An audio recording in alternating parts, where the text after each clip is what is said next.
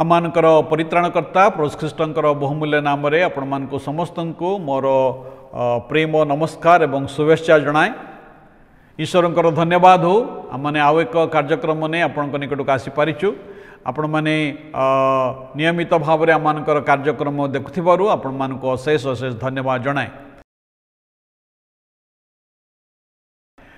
गत थर आमने पाउलंकर उक्ति को आमने आलोचना करिथिलु। तांकर उक्ति आमने प्रथम तिमोथी तार 1 अध्याय 15 पदरु आमने किछि विषय आलोचना करिथिलु।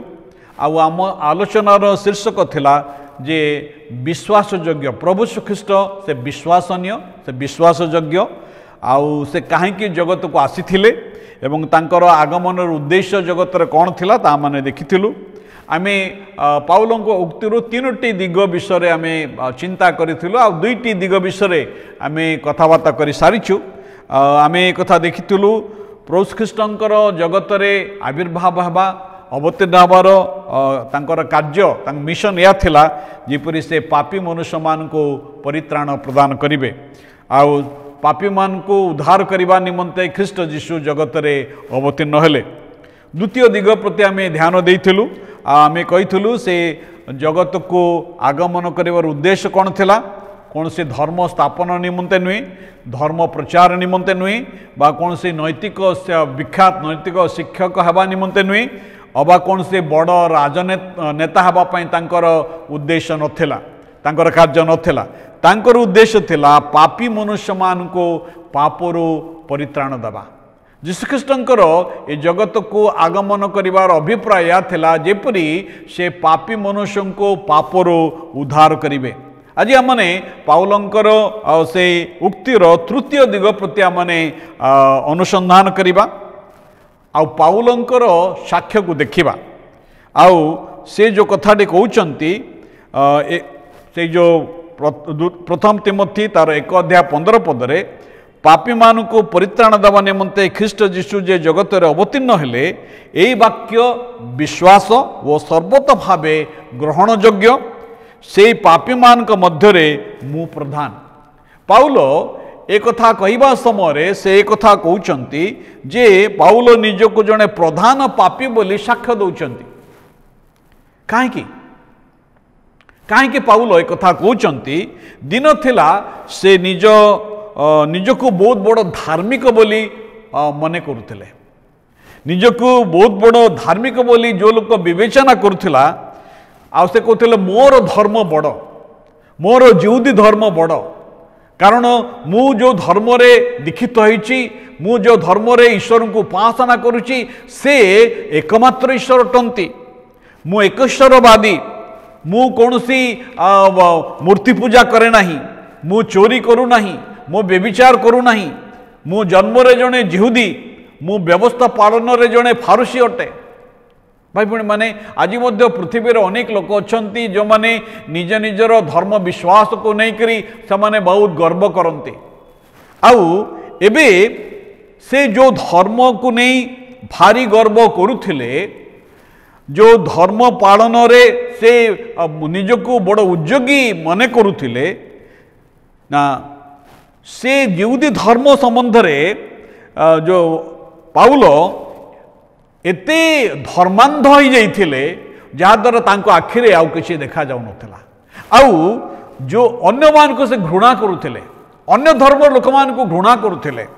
आज मध्य आम पृथ्वी रे एपरि लोक अछंती से माने धर्मांध होई करी प्रकृत धर्म प्रकृत सत्य ईश्वर को आउ से उपासना न करी कौन करती ना से माने अन्य मान को घृणा करती। भाई भणी माने धर्म कौन आम मान को लोक मान को घृणा करने को शिक्षा दिए धर्म कौन आम मान को लोक मान को हत्या करने को शिक्षा दिए धर्म कौन आम मान को लोक मान को अनिष्ट करने को शिक्षा दिए ताले से कि प्रकार धर्म ईश्वर का वाक्य बाइबल एक कथा लिखा जे तुम्हें नर हत्या करिवो नाही।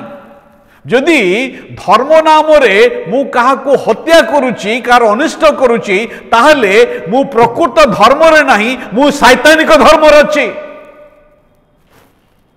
पाउलंक जीवन रे ता आमे देखुछु से जेते बेले जानि परिले जे दमेशक रास्तार जिते जाऊँच ख्रीष्ट विश्वासी मानू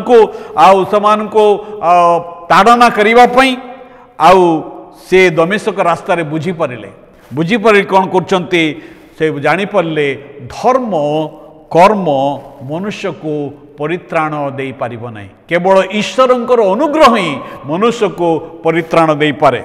धर्म विधि व्यवस्था परंपरा मनुष्य को अंध कर दिए एवं तार सीमा मध्य बंधन कर दिए। आज अनेक परंपरा एवं धर्म विधिर बंधन रे बंधा जाइछंती सत्य ईश्वर को चिन्ह पारंते नहीं। हाँ आपण परंपरा पालन आमान को आत्मसंतुष्टि तो दे पारे किंतु परित्राण करि परिबा नहीं। परित्राण केवल प्रभु जीशु दियंती से निमंते प्रथम तिमोथी तार 1 अध्याय 16 पदरे तथापि जो माने भविष्य काल रे अनंत जीवन पाइबा निमंते जीशुख्रीष्ट ठारे विश्वास करिवे सेमान निकट रे दृष्टांत स्वरूप हेबा पई प्रधान पापी जे मोठारे से जेपरी आपणा पूर्ण शिर सहिष्णुता प्रकाश करती एथि निमंते मु दया प्राप्त हेली। पाउलंकर साक्ष्य ये कथा प्रकाश करुछंती जे आज समस्ते परित्राण पाइबे। जड़े अति भयंकर कदर्य कार्य लिप्त व्यक्ति मध्य आउ से ईश्वरंकर अनुग्रह ईश्वर दया प्राप्त हो परित्राण पाई परिबो जेतेबेले से जीशुख्रीष्ट ठारे निज जीवन को समर्पण करिबो। से आज कौन से व्यक्ति को परित्राण दे पारिबे। आपणकर अतीतर जीवन ईश्वरंकर अनुग्रह को पाइबा पई आपन को अयोग्य करे नहीं। हुए तो अतीत रे आपण बहुत किछि खराब कार्य करिसंती ईश्वरंकर विरुद्ध रे जाइसंती ईश्वरंकर लोकमान के विरुद्ध रे जाइसंती किंतु ईश्वर आपण को प्रेम करते आउ तांकर योजना आपण निमंते अच्छी। आपणकर अतीत आपण को अटकई पारिब नहीं। तेबे तेबे कौन करवा दरकार आपण जीशुख्रीष्टर सुसमाचार को विश्वास करंतु। शुभ संवाद से आपणकर पाप नहीं सुसमाचार निर्भर करंतु साहसर सहित ये सुसमाचार को अन्य निकट में प्रकाश करंतु एवं एक कृतज्ञ जीवन यापन करंतु कारण से आपण को प्रेम करते। ईश्वर योजना या आम जपरी परित्राण प्राप्त ही स्वर्गरे प्रभु सहित चिरकाल बास करवा कारण आमर प्रभु आमको प्रेम करते। भाई भणी माने आपण जेकोसी व्यक्ति हूँ ना कहीं आपण ख्रिस्टियन परिवार हूँ अण ख्रिस्टियन परिवार हूँ जेकोसी व्यक्ति हूँ जेकोसी भाषावादी व्यक्ति हूँ ईश्वर आपण को प्रेम करते। आपण को उद्धार करने प्रभु जीशु मनुष्य रूप से ए जगत में अवतीर्ण हेले। प्रभु आम समस्त को आशीर्वाद करंतु। धन्यवाद।